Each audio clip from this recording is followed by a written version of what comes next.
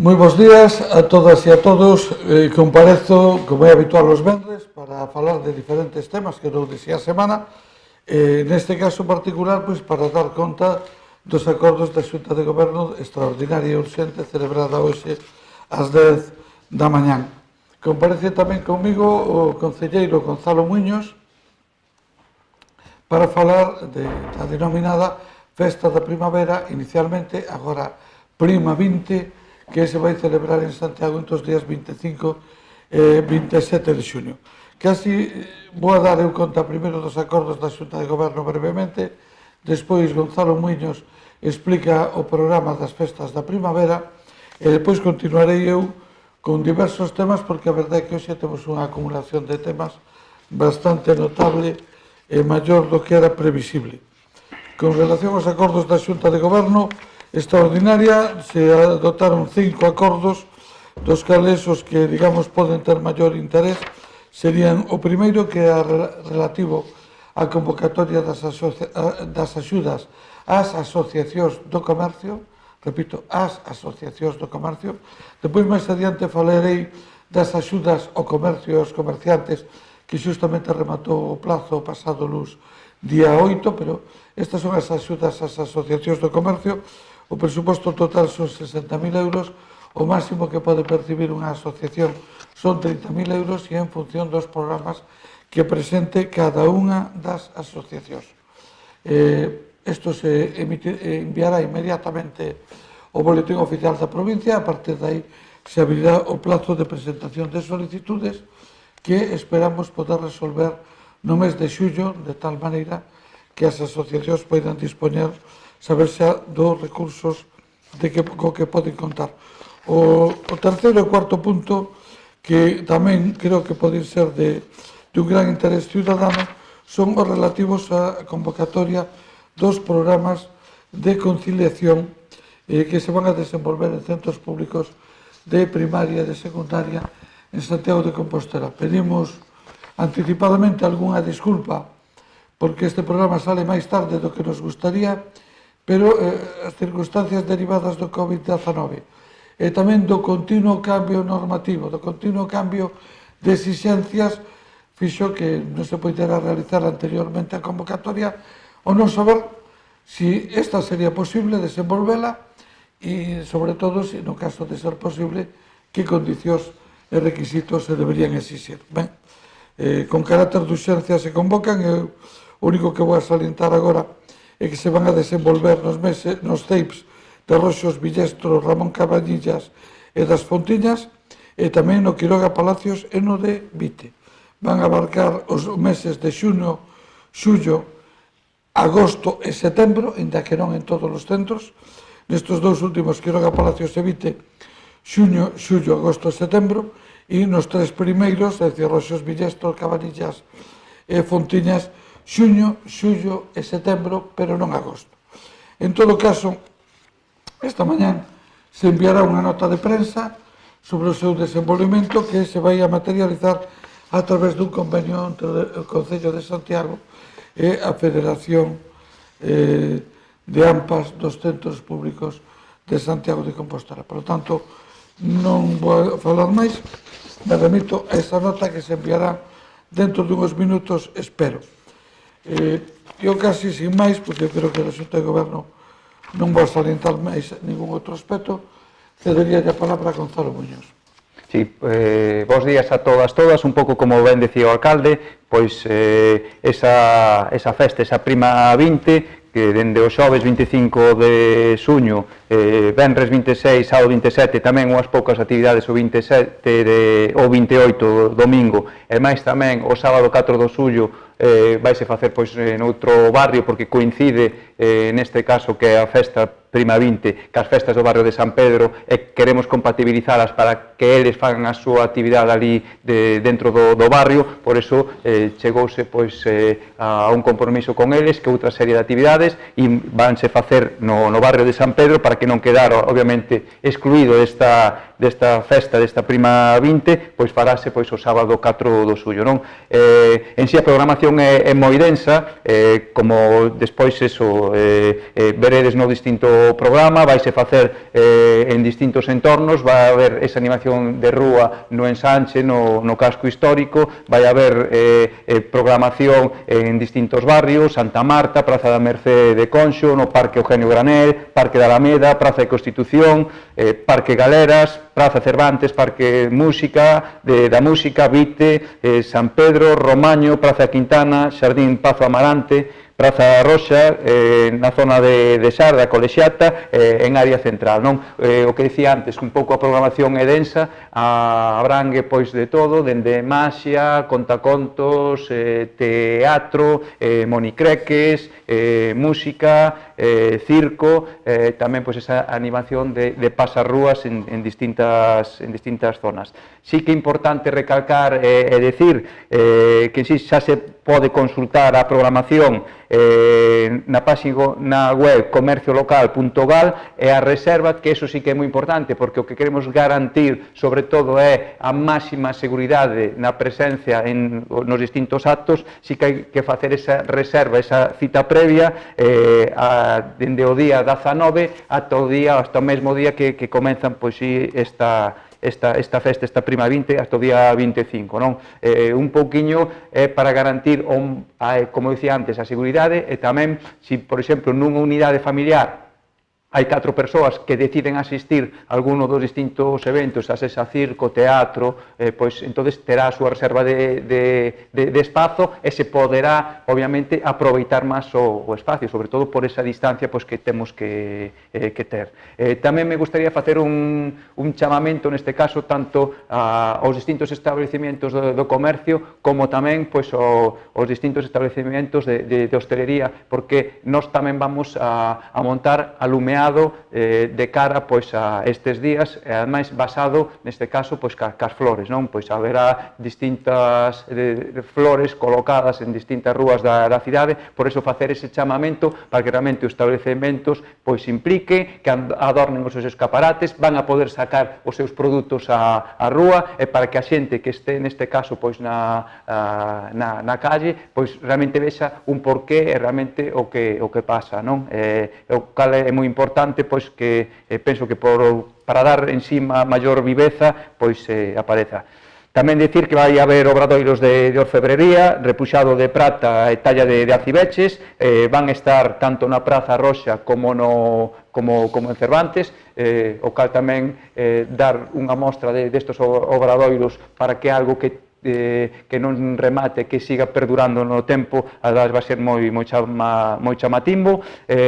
Estamos a ver a pechar tamén o tema de poder poñer aí 2 pulpeiras na zona de Cervantes e tamén na Praza Roxa, ou pulpeiros, o que buscamos un pouco pois con toda esta densidade que por eso non vamos relatar día a día o que se fai, porque realmente é moi densa o que é a programación, que a xente o consulte, que a xente faga a súa reserva, cita previa, e o único que, pola miña banda, pois que neste tempo, que o tempo nos acompañe, e que, sobre todo, que xa que aquí, por parte do grupo de goberno, nos estamos a volcar, neste caso, pois no comercio, pois tamén que por parte da cidadanía de Santiago, pois ese día que salga a rúa, que participe e que merque tamén moito, obviamente. Moi ben, perfectamente. Bueno, gracias, Gonzalo.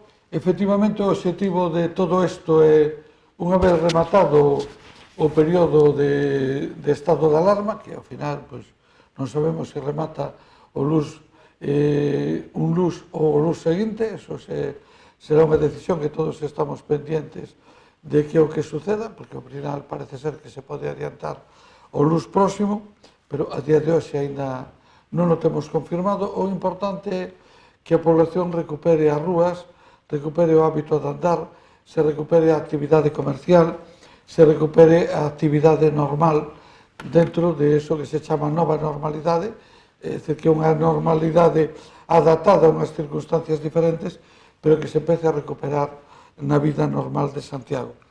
Hai algúns elementos que nos aportan algúns datos que son significativos e a mí me parecen positivos. Un deles é que o dato que se nos suministra do funcionamento das TPVs, é dicir, o pago por tarxeta, nos indica que na semana pasada en Santiago o gasto por tarxeta foi o 93,8% do que foi na mesma semana do ano pasado. Lóxicamente sería mellor dato se en vez do 93,8 for o 103,8, é dicir, que iso indicaría un incremento do consumo, pero un 93,8 é un dato suficientemente salientable para saber que hai unha recuperación do consumo, dos gastos, polo menos polo que se mide a través polo pago mediante tarxeta bancaria, que, volvo a repetir, o dato que temos da semana pasada é equivalente ao 93,8% do que foi hai un ano. É certo que se distribuye de forma desigual porque hai unha bastante normalidade dentro do que as tarxetas españolas e non hai esa mesma normalidade, hai que decirlo, no que se refire ao uso de tarxetas internacionales, é dicir, de persoas que veñen de outros países que, lóxicamente, ao estar cortada a mobilidade, están en un umbral moi baixo. Ben, en este mismo orden de cousas, teño que salientar dous aspectos máis. Primeiro, con relación ás axudas do comercio, que se rematou o plazo de inscripción de solicitude o pasado luns, temos 299 solicitudes. Bueno, é unha cifra que é menor do que nós pensábamos no capítulo de axudas ao pago de intereses, temos 59 solicitudes en ese capítulo e realmente é maior do que pensábamos no capítulo de mellora e innovación no comercio, que temos 240 solicitudes.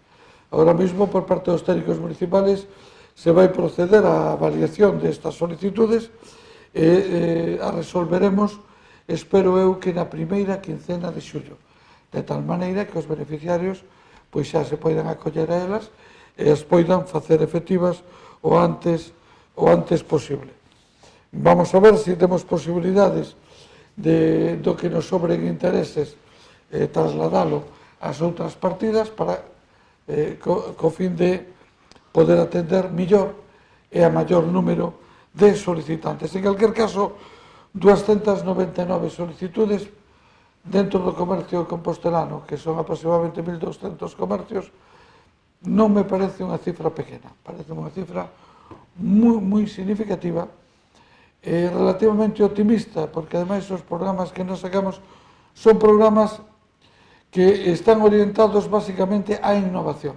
Pero o soporte principal é a aposta pola renovación do comercio, pola comunicación, polas melloras tecnolóxicas, etc. etc. Polo tanto, o avalío de forma extraordinariamente positiva estas solicitudes. En outro capítulo de cousas, bueno, tamén decir que na reunión que tuvemos coas asociacións de comercio o pasado esta semana, como é sabido, nos estamos reunindo todos os mércores, quedou resolto a asignación de recursos a cada asignación para a compra de tickets de aparcamento. Xa dixemos na reunión anterior que se iban a facer a través das asociacións. Quero salientar que se habilitará un convenio con cada asociación que espero que poidamos aprobar a semana que ven, que en ese convenio o que se vai establecer é que as asociacións están obligadas a facilitar de tickets non só aos seus socios, sino tamén aos comerciantes que así os demanden, sempre que teñan existencias, por suposto. E tamén quero salientar que o Concello abona o 75% do costo do ticket, pero que os comerciantes teñen que abonar outro 25%.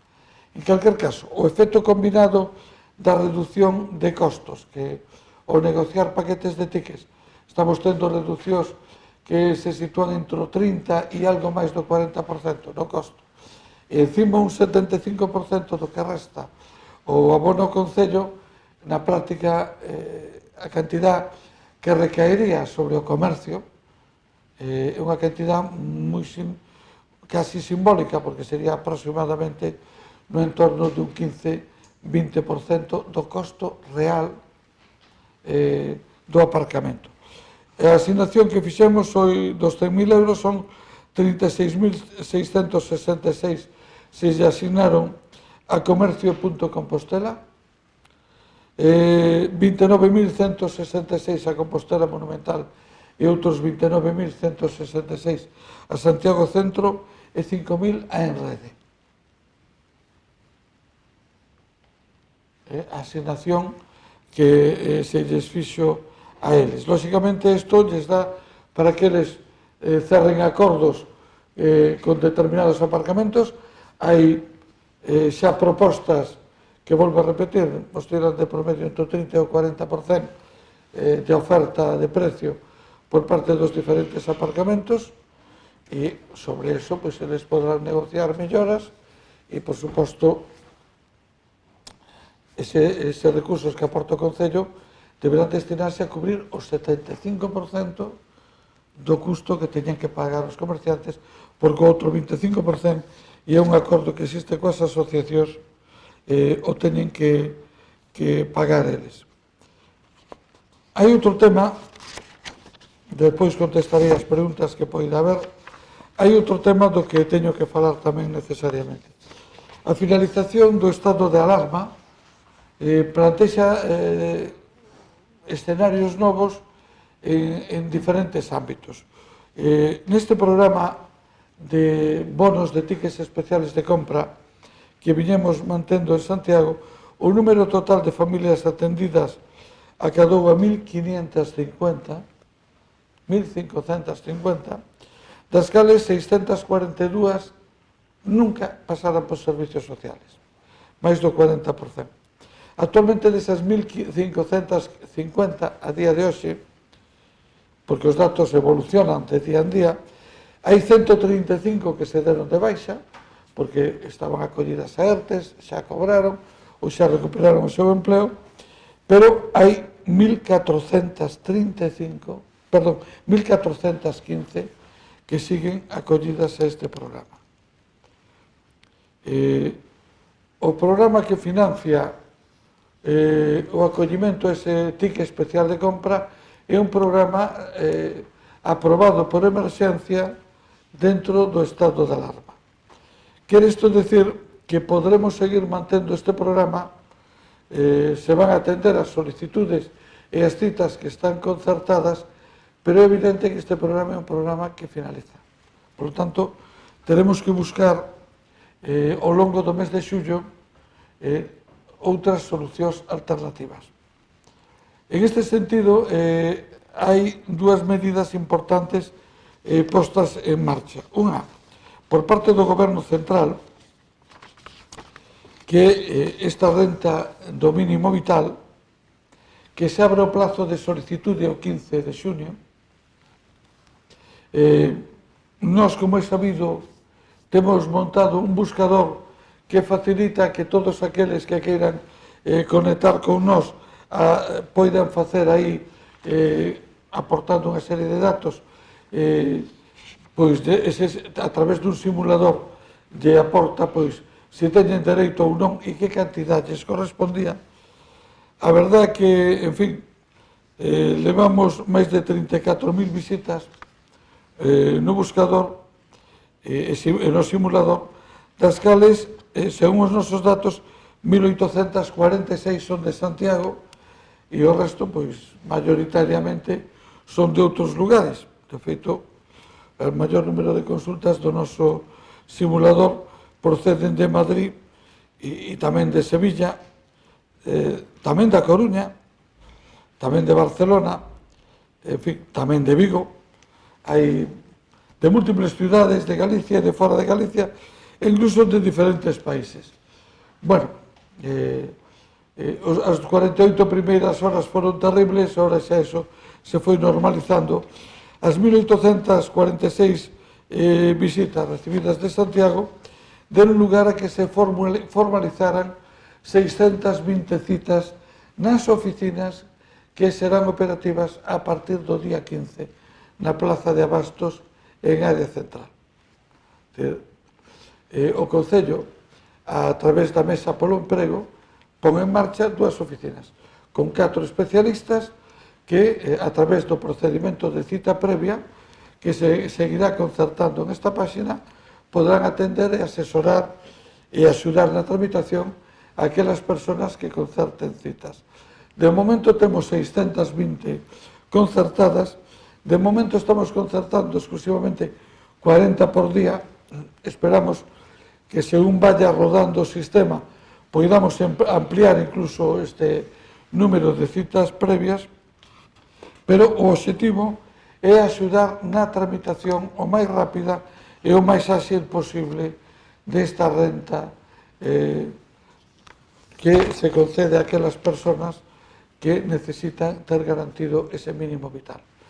Tamén, en este sentido, saludamos con satisfacción a posta en marcha desta tarxeta monedeiro por parte da Xunta de Galicia, que de alguma maneira vai a cubrir tamén esta etapa intermedia durante estes 3 meses das familias que así necesiten que así necesiten acollerse a ela.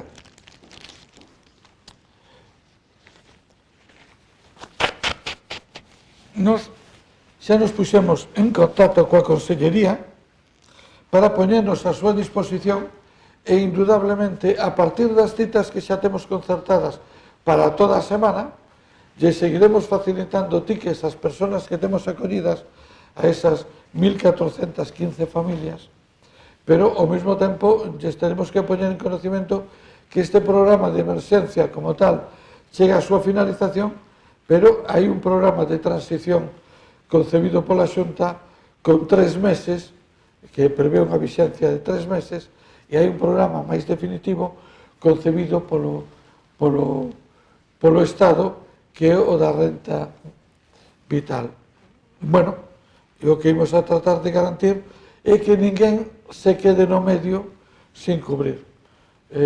Nós podemos seguir atendendo este mes de xuño e en parte do mes de xullo, pero a partir de aí, lóxicamente, de alguna maneira, o Concello cubreu en boa medida en solitario ou principalmente esta situación durante os meses de marzo, abril, maio e xuño, pero a partir de xullo o relevo se irá pasando a través dos programas da Comunidade Autónoma e tamén do Estado, sin persuicio de que hai persoas que, polas súas propias características, non poderán optar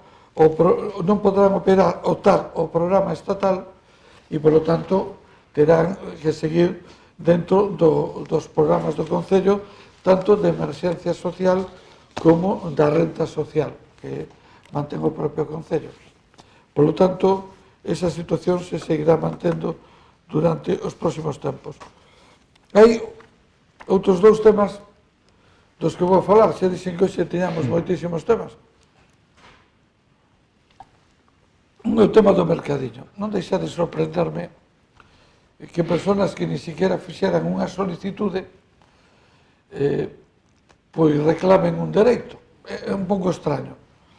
En todo caso, se están presentando as solicitudes, hai de plazo de presentación hasta o día 16, e o que é importante é que todas as persoas que presentan esa solicitude teñen que entender que teñen que cumplir uns requisitos.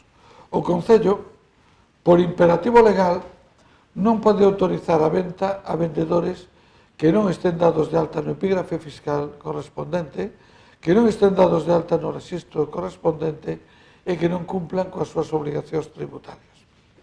Eso é así, e eu creo que calquer persona o pode entender con facilidade. O problema xurdido hasta ahora é derivado exclusivamente da situación de completo descontrol na que estaba ese mercadillo, na que dos hipotéticos 200 postos que se colocaban aí, digo hipotéticos porque non temos ningún censo real desos postos, solo 65, non digo que tuveran permiso, sino que solo 65 tiñan solicitado ese permiso. Os outros ni siquiera o tiñan solicitado. Bueno, eu espero que se normalice o funcionamento do mercadiño. Non pedimos nada excepcional que non se este facendo en Ames ou eu que sei, ou en Ribeira, non pedimos nada excepcional, pero sí pedimos que ten que estar ordenado, ten que estar organizado e, ao mesmo tempo, todos eles teñen que estar dados de alta nos epígrafes correspondientes, e iso non o pedimos. Iso o exiximos porque é a nosa obligación, ni siquiera é un tema voluntario, é que é obrigado facelo así. E, polo tanto, se van ir rediseñando o número de postos adaptándose á realidade en función das determinacións que se veñen recibindo. A primeira determinación é que teñan que ter 3 metros de distancia, a segunda é que teñen que ter 2, agora parece ser que a definitiva vai a ser que teñen 1,5 metros. Bueno, imos a reaxustar a distribución adaptándonos a ese novo escenario e aqueles que queiran usarlo saben o que teñen que facer, solicitar o permiso, os que consideren que un permiso de naturaleza permanente,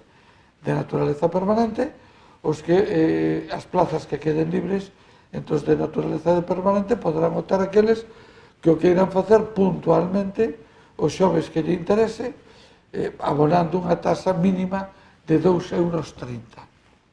Tamén, na próxima reunión do Consello de Administración de Tusa, levaremos unha proposta para ofertarlles unha tarifa especial aos usuarios e unha tarifa especial tamén para aqueles que desexen deixar a súa furgoneta ali. O que non é posible é o mercadillo, as furgonetas polo medio, todas as furgonetas ocupando o centro do mercadiño. Eso non é posible. Esa situación de caos non imos a volver a ela e, polo tanto, creo que se todos razonamos e actuamos positivamente, imos a conseguir algo moi importante, que é ter un mercadiño que gane prestixio ou recupere prestixio. Eu non sei, eles saberán como lles iban o nivel de ventas nos últimos anos, pero eu presumo que non demasiado ben, porque o derivar no mercadiño é un caos. Eso xenera e disuade de que moitas persoas poidan ir a ese mercadiño. O mercadiño máis ordenado, máis organizado, dá unha imaxe de calidad e de seriedade moito maior, polo tanto, eu creo que eso vai actuar en beneficio de todos aqueles que profesionalmente se dediquen a esta actividade e, polo tanto, nós contamos coa colaboración de todos, pero cada un desde a súa posición e todos respetando as normas. Por tanto, eu espero contar con esa colaboración. E hai outro tema que se suscitou ao longo desta semana. Hai, non me acordo, creo que 7 días, presentamos, compareceu comigo a concelleira de contratación para presentar o plan de contratación do Concello para este ano. Foi o venres pasado, creo, non? Este luz tuvemos xunta de voceiros e nesa mesma xunta de voceiros eu lle propuxen aos grupos municipales unha reunión que quedou fixada para este martes ás 12:30, este martes 16 ás 12:30, cos diferentes grupos para facilitarles toda a información e para buscar entre todos as maiores aproximacións en 2 ámbitos. Un é os problemas derivados da edad e da situación coa edad, e outro segundo é o derivado de xustamente das decisións que hai que tomar en materia de suministro de auga, pero non é só o suministro, é da rede de auga, da rede de saneamentos, da conservación, dos investimentos necesarios, etc. Bueno, eu vin que causou un certo asombro a cifra, porque eu creo que ninguén se puxera moito a botar contas de en que cifra podíamos estar estimando este tema. Eu creo que a partir de aí se xenerou como un certo rebumbio. Eu aquí comparezo para decirles 2 cousas con absoluta claridade. Como cabeza do goberno e responsable do goberno, a nosa obligación é tomar decisións e resolver problemas. E desde logo, mentre eu siga estando frente do goberno, se tomarán decisións para resolver problemas. Obviamente se tomarán as decisións que haya que tomar de forma absolutamente racionalizada, escollendo sempre o millor para a ciudad, co risco de equivocarnos, pero sempre escollendo aquilo que entendamos o mellor para a ciudad, con absoluta transparencia e con absoluto respeto á legalidade vixente. Isto non excluye que os demais grupos poidan tamén participar, aportar as súas ideas e aportar as súas opinións. A responsabilidade do goberno é gobernar, pero en unha corporación e en unha cidade como esta, creo que todos nos merecemos que se escoiten as diferentes opinións e contar coas diferentes ideas.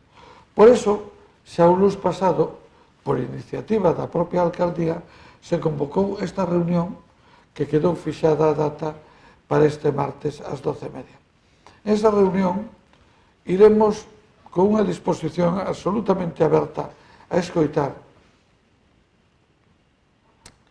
particularmente, independientemente que eu creo que a comisión acordada na corporación anterior decaeu ou desaparecer a corporación anterior, nós non temos unha posición pechada a contar coa participación e coas aportacións dos demais grupos. Todo o contrario. Nós o que lle pedimos a todos os grupos é o mismo que ofrecemos: lealtad á ciudad e lealtad institucional. As decisións que tomemos teñen que ser aquelas que respondan ao interés xeral da ciudad. E o que lle pediría a todos é que teñamos apertura de miras, que ningún de nós vayamos condicionados por posicións ideolóxicas previas, sino que estudiamos a realidade e en función da realidade facemos a proposta. Eu digo isto porque a posición que hoxe mesmo eu estou defendendo non é a mesma que eu defendía hai 2 anos. E non é a mesma que eu defendía hai 2 ou 3 ou 4 ou 5 anos, porque o escenario mudou. En primeiro lugar, desde o punto de vista legal. E, polo tanto, cousas que eu pensaba hai X anos, hoxe, desde o punto de vista da legalidade, son diferentes e teñen consecuencias moi diferentes a aquelas que tiñan en aquel momento. E, polo tanto, nós temos que analizar unha realidade concreta, que é a de Santiago, e tomar unhas decisións concretas para Santiago, sabendo algo que é moi importante, e que aí non podemos engañarnos. En Santiago temos cousas boas e cousas que nos complican a vida. E unha das cousas que nos complica a vida é que Santiago foi unha das primeiras cidades que tuvo determinadas redes de agua e de saneamento, pero a consecuencia de todo eso é que esos servicios hoxe están en situación de obsolescencia e, por lo tanto, eso nos vai obligar a cometer varios retos. Un deles é o reto do rural, que é un compromiso contraído por todos os grupos e que, se queremos que non sexa só papel mollado, que non sea máis que meras declaracións de intencións, hai que poñerlle financiación, porque todo o que non ten en materia de contas, todo o que non ten financiación é un conto. Temos redes de auga e de saneamento, barrios de Vite, polígono do Tambre, infibrocemento, redes que teñen máis de 40 anos, en algún caso 50 anos, que hoxe xa non está permitido, pero que ademais con eses 40, 50 anos hoxe están obsoletas. Temos redes na cidade histórica que eu vivín un momento no que se instalaron nos anos 60, e eu, como moitas persoas da miña edad, nos lembraremos de cando se cortaba auga todo o día en Santiago e había que encher as bañeras de auga porque solamente había suministro de auga a partir das 10 ou 11 da noite e as botellas de auga, porque logo desde as 8 da mañá hasta as 10 da noite seguimos sin auga nin para bañarnos, nin para facer a comida, nin para nada, e se cambiaron esas tuberías, pero estamos falando dos anos 60. Cando esas tuberías hoxe teñen máis de 50 anos. E non é exactamente que os seus de fundición hoxe estén rotas como pasa co fibrocemento, é que teñen incrustacións interiores e esas tuberías que tiñan 20 centímetros de diámetro ou 10 centímetros de diámetro, hoxe teñen 5 centímetros de diámetro útil ou 6 centímetros de diámetro útil e, por tanto, temos un problema con esas canalizacións. E temos unha estación de tratamento de agua potable, por certo, en cuya inauguración asistín nos anos 80, non me lembro de a que altura dos anos 80, o único que me lembro é como unha inundación de narices, porque choveu moito, subeu o río a Tambre e tuvo que deixar de funcionar o pouquillo tempo porque se inundaban os motores, pero eran nos anos 80 e o problema de todas esas instalacións era que teñen 35 anos de vida útil. E claro, están a punto de cumprir esos 35 anos. Aparte deso, temos unha edad de Silvouta que ten casi 40 anos, 38 anos, e que, polo tanto, non só superou a súa vida útil, sino que, en realidad, ahora non pode cumprir os parámetros de vertido que son exigidos pola normativa actualmente aplicable e exigidos pola Xunta de Galicia. Quer dizer, que temos un escenario moi complicado, que requiere unhas inversións moi grandes e que temos que buscar a maneira que se poden financiar estas inversións. E, polo tanto, aí todos nós podemos facer moitas teorías, pero a clave de todo isto é que en materia de auga e saneamento o Concello de Santiago vai ter que poñer sobre a mesa entre 120 e 140 millóns de euros nos próximos 6 ou 7 anos. E entre todos temos que buscar cal é a forma máis acaída que nos permite resolver este problema. E iso, desde logo, por parte do Goberno, non vai haber prexuicios previos, non os hai. Estamos estudiando con seriedade e con rotundidade todo isto. Aí entre os 120 e 140 millóns de euros incluyo a cantidade que previsiblemente o Concello terá que aportar para Silvouta. Por lo tanto, e isto ten que formar parte da lógica das cousas que podemos garantizar que imos a facer. Non vale aquilo de eu faría, a mí se me ocurre, non. Temos que dicir como garantizamos isto.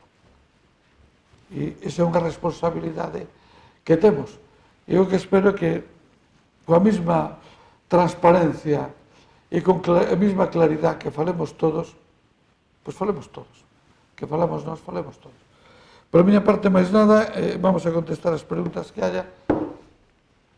Teño só 10 minutos porque teño que irme a un acto. Por lo tanto, casi diría que as preguntas de Gonzalo queden de último, se Gonzalo me permite. Manel Pardo, se a comisión fora decidida por todos os grupos da anterior corporación e os grupos non cambiaron, aínda que teñan distintos números de concelleiros, por que considera que decaeu? Porque non existe esa corporación, esencialmente, e porque a presidente desa comisión non forma parte da corporación, a vicepresidente tampouco forma parte da corporación e algúns dos técnicos que forman parte desa comisión xa non están no Concello de Santiago. Por lo tanto, eu entendo que esa comisión decaeu sin persuicio de que se o criterio dos grupos é que se recupere esa comisión, pois, lóxicamente, nós estamos abertos a buscar unha solución.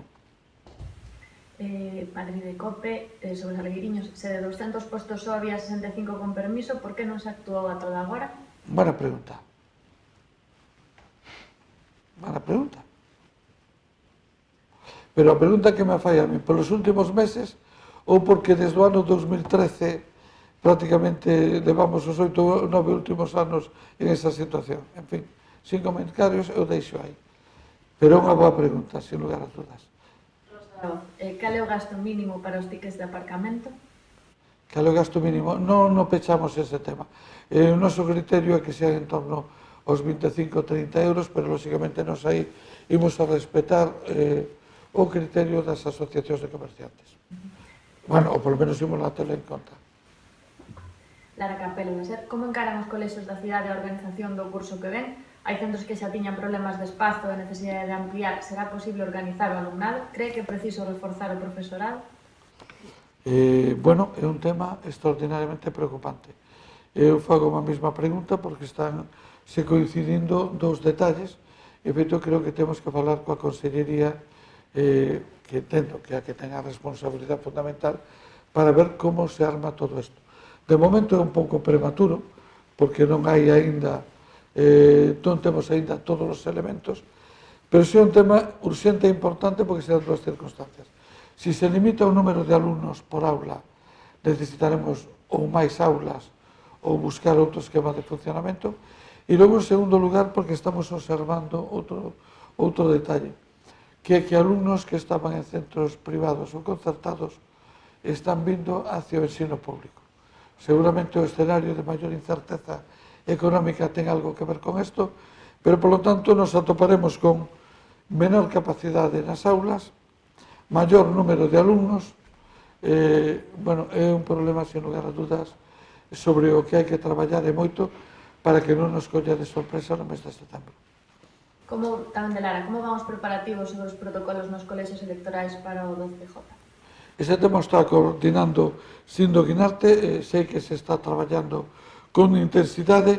Hoxe pola mañá houve unha reunión falando dese tema, se está reunindo habitualmente, están participando diferentes servicios municipales, policía, bombeiros, etc. É evidente que isto vai obligar probablemente o cambio de algúns colexios, o reaxuste de outros colexios, e un esforzo moi importante. E aquí, ademais, imos a necesitar a colaboración activa das forzas e corpos de seguridade do Estado e tamén probablemente da Policía Autonómica. É dicir, nós non temos medios para poñer 2 policías en cada colexio, máis que nada porque hai 118 colexios ou 116 e temos 127 policías, por tanto, dificilmente, ni siquiera 2 en cada mesa, en cada colexio electoral. Por lo tanto, necesitamos repartir esa tarefa e entre todos, entre a Policía Nacional, a Unidade Adscrita, a Policía Local, coa colaboración dos voluntarios de Protección Civil, creo que sí se pode organizar razonablemente ben o cumplimento dos aforos. É importante que todos os veciños seamos conscientes desta dificultad e, polo tanto, colaboremos no cumplimento desta normativa e seamos comprensivos tamén en que se van a producir cambios de colexios electorales que son inevitables porque donde estaban é imposible cumplir as normas que se nos impoñen. Hai moitas parroquias do rural donde hai un centro sociocultural e unha iglesia parroquial. E independientemente que non sei se sería correcto que o colexio electoral se instalara na iglesia parroquial, a maior parte das iglesias parroquiales non teñen salida de emerxencia e prácticamente ninguna ten servicios públicos. E dos colexios que se utilizan nas antiguas escolas unitarias habilitadas como centros socioculturales, moitos deles tampouco teñen entrada e salida independiente, por lo tanto, hai que facer un proceso de reaxuste e hai que ter comprensión e colaboración todos. Rosa da Voz, di que non teñen postura decidida sobre a xestión da auga, pero outro día... Non, como dixen que non teñamos postura decidida. Nós sí temos postura decidida. O que non quere decir é que non estemos dispostos a escoitar outras opinións e que non estemos dispostos a compartir. Nós, precisamente, do análisis que facemos, porque en este tema levamos traballando intensamente, pode creerme vostede desde o mes de xunio, é que tuvemos que superar ideas preconcebidas porque non atopábamos ningún sistema de financiación das inversións necesarias, salvo que houbera unha aportación de capital privado moi potente. É dicir, o sistema inicial que nos prevíamos, que era unha empresa mixta, no momento que o 51% do capital o ten que poñer o Concello, quere dicir que o Concello, por imperativo legal, quere dicir que o Concello ten que facerse cargo da xestión e terá que facerse cargo do 51% do investimento. Non vamos a conseguir un socio privado que nos controlemos a xestión, nos sexamos mayoritarios e quen teña que poñer todos os cartos. É dicir, iso é moi complicado. Por lo tanto, justamente de un análisis detallado dos datos que fomos tendo e que, por suposto, compartiremos con todos os grupos, foi o que nos levou a esta conclusión. Pero, lóxicamente, en un concurso que nos entendemos que ten que ser por 20 ou incluso por 25 anos, antes falaba de que o período de amortización destas infraestructuras é 35 anos, e plantexamos un plazo longo porque unha inversión tan enorme, se se repercute en 10 anos, primeiro é innecesario e segundo o que provoca é que se dispare o costo do servicio e nós eso non o queremos, que se dispare o costo do servicio e queremos que os demais tampouco e, por tanto, se a vida útil de unha canalización debe ser 35 anos, volvo a repetir, as do polígono de Vite teñen 50 anos, as da zona histórica teñen 60 anos e as de parte da zona histórica, porque, por exemplo, na Rúa Betanzos e por aí son de fibrocemento, que aquí é de fundición, e a da Rúa Nova, da Rúa do Villar, etc. E o polígono do Tambre teñen 44 anos e son de fibrocemento tamén. Por tanto, se a vida útil desas canalizacións e desos servicios é en torno a 35, en algúns casos incluso pode chegar a 40 anos, non é necesario repercutir a amortización a 10 e, ademais, se dispararían os costos. Por lo tanto, nós compartiremos a información, compartiremos os datos, compartiremos as reflexións e, lóxicamente, como goberno municipal, se fora o caso, asumiríamos a responsabilidade en solitario da decisión.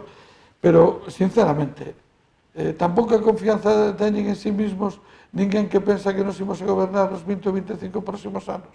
Hombre, eso pasou a vez pasada, pero é probable que non pase esta vez. Nós, desde logo, entendemos que ao longo dos próximos 20 ou 25 anos é unha hipótese máis que probable que haya gobernos de distinto signo político e, por tanto, na medida do posible, nos gustaría compartir esta decisión. En calquer caso, o que quero é que os ciudadanos de Santiago perciban tres cousas. Primeiro, que calquer decisión que tomemos sobre isto é unha decisión absolutamente motivada. Absolutamente motivada. Segundo, que calquer decisión que tomemos sobre isto será absolutamente transparente.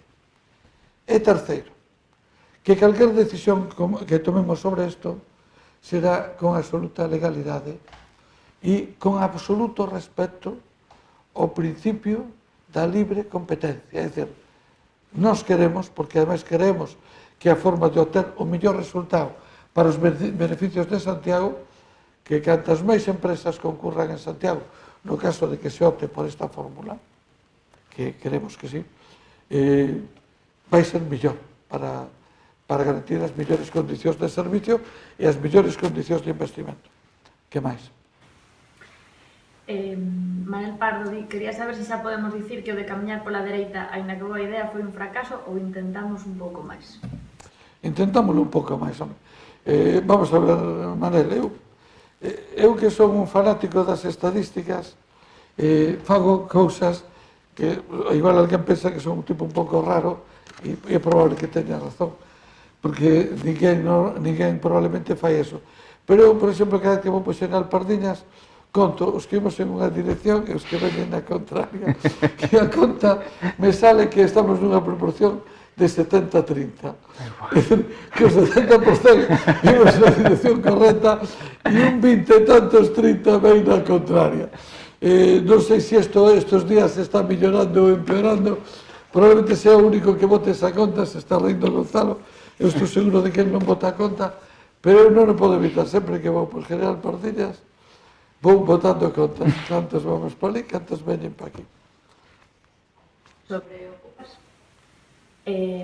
Paula da Cope, como pode actuar o Concello no problema dos ocupas en Belvís? Téñense detectado problemas de convivencia nesta e noutras zonas da cidade? E tamén Ramón da Acero di que dende a Asociación de Veciños a Xuntanza reclaman políticas de recuperación de vivendas para evitar ocupacións e amósanse preocupados pola inseguridade en Belvís. Mira, primeiro, do tema de inseguridade de Belvís e dos datos de inseguridade de Belvís e desa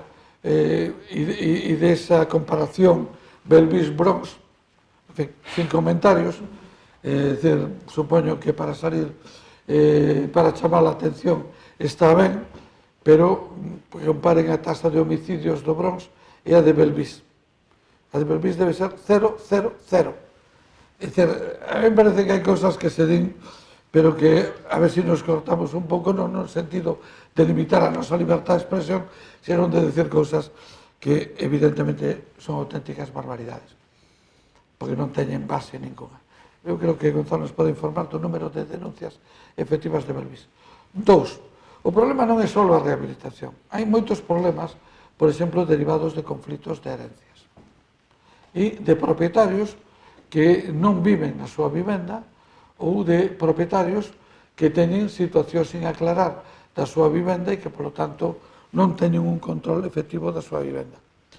En segundo lugar, hai un problema de normas legales que se sacan con un apoio de ofrecer, con un objetivo que ofrecer garantías e, sobre todo, de ofrecer garantías a familias que en un momento determinado perden os seus recursos económicos e que, polo tanto, non están en condicións de facer con carácter inmediato frente aos pagos do aluguer, pero que está ben que protexamos esas familias, pero a carón deles hai personas, en algúns casos auténticos delincuentes, en outros casos personas que fixeron case un modo de vida da ocupación, que se aproveitan, digamos, dese espacio de garantía que concede a lei en beneficio propio. E logo hai o terceiro, que é a lentitude do procedimento judicial, que comprendo que é exasperante. O tempo medio de desaloxo en Santiago, polo que eu levo visto, está en torno a un ano. A mí eso me parece terrible, porque un ano pode non quedar nada.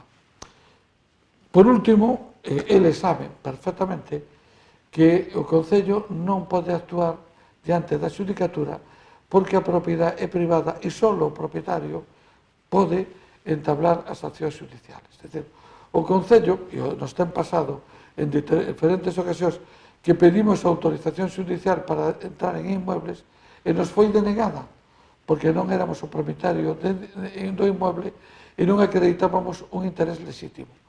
Intentamos participar e instar algúns procedimentos de desaloxo porque había situacións conflictivas e non foron admitidas a noso personamento porque non estamos acreditados e non temos titularidade de ben e, polo tanto, non somos admitidos.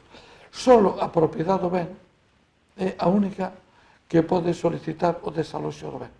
Todas cuestións, porque legitimamente, se quen o solicita e alguén que non está legitimado, o ocupa simplemente dirá, e ese quen é? Para decir nada. E segundo, tamén pode dicir, non, eu teño permiso do dono. Non, é así. É a propiedade a que o ten que instalar. Por lo tanto, non nos confundamos. O que non lle podemos trasladar é a administración pública a responsabilidade e a competencia de algo que non ten, que é unha competencia e unha responsabilidade privada. Logo, no resto dos temas, deixo a Gonzalo que con maiores datos eu teño esperando o conselleiro de Cultura e a mí me gusta ser puntual e me molesta que me cheguen tarde e eu supoño que el tamén. No, que sí. Eu simplemente, bons días a todos, moitas gracias e como casi todos tedes o meu teléfono, se hai algo que quedou sin aclarar, pues, xa me chamaré. Bos días a todos. O que é importante en relación a isto, que falando ca xefatura da Policía Local, é que a única denuncia que hai da zona do entorno, estamos a falar de maio do ano pasado, non? Entón, o que sí que é importante... Do ano pasado, sí. A parte eso, foi unha denuncia por intento de roubo no barrio de San Pedro, e parece ser que a xente, os que intentaban roubar, escaparon para a zona que estamos a falar. O que é importante é que a xente pois chame, que a xente... Sí, non é problema. Sí. O que é importante neste caso é que a xente pois chame, que a xente pois denuncie, non? É que sí que estamos abertos un pouco pois a xuntarnos neste caso pois con toda a veciñanza, o cal pois a día de hoxe non nos chegou esta solicitude formal, que sí pois sabemos esta solicitude de xuntanza con a alcaldía e con o responsable neste caso da área que a mí me toca, pois a través dos medios de comunicación, non? Nos estamos abertos, igual que fixemos con outros veciños, igual que o fixemos tanto por parte da Policía Local, como tamén pois da Comisaría da Policía, cos cales tamén están abertos pois a xuntarnos a falar destos temas e intentar buscar a mellor das solucións. O que estamos a facer agora é maior presencia policial para que realmente pois todos estes actos que en sí pois están a falar, pois de trapicheo, de intimidación pois aos veciños, pois de música alta, pois por eso pido pois que a xente chame, aí acudirá tanto a Policía Local como a Nacional, e intentar pois entre todos pois ir erradicando pois esta serie de condutas, non? Con respecto en si a ocupación, o que dicía antes o alcalde, non? Xa nos temos aí pois estamos moi limitados, agardar neste caso pois que sea a xusticia que nos marque un pouco os tempos. E xa a última pregunta, sobre a festa da primavera, formulei a Paula da COPE, quere saber se hai un plan B por se veñen días como de hoxe no meteorolóxico. Home, agardemos que non, en si, obviamente, hai certas actividades que se van a facer xa dentro dos propios centros socioculturales ou no entorno, entón, agardemos, toquemos madeira de que teñamos pois esa sorte de que realmente, porque en si isto está preparado para que a xente estea na rúa e merque, non? Entón, pois agardemos pois ter esa sorte, non? Non hai máis preguntas. Vale. Pois, todos e a todas.